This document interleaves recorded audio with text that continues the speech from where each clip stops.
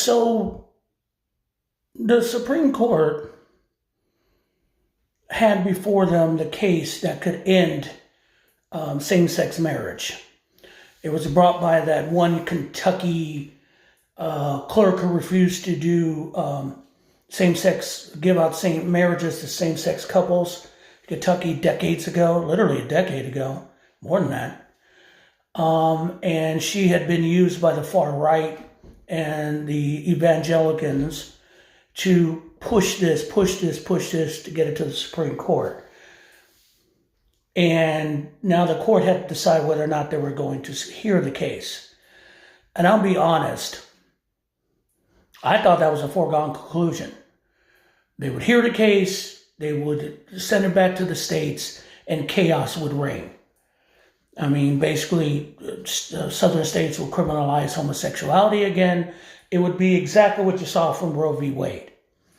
Because when you hand it back to the states, you hand it back to a bunch of rabid dogs. That's what you would have done.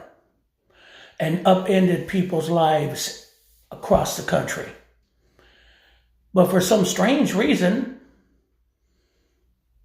and I'm still kind of gripping my mind around it, considering all the bullshit that happened last night, the Supreme Court refused to take the case. Ladies and gentlemen, I want you to look out your windows.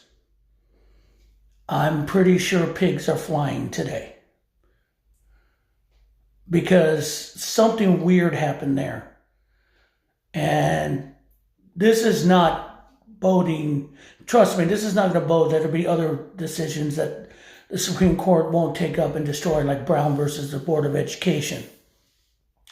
Or maybe even, we don't know. But for a moment in time, the sanity came to them. And I am guaranteeing you that in hell, they're ice skating today.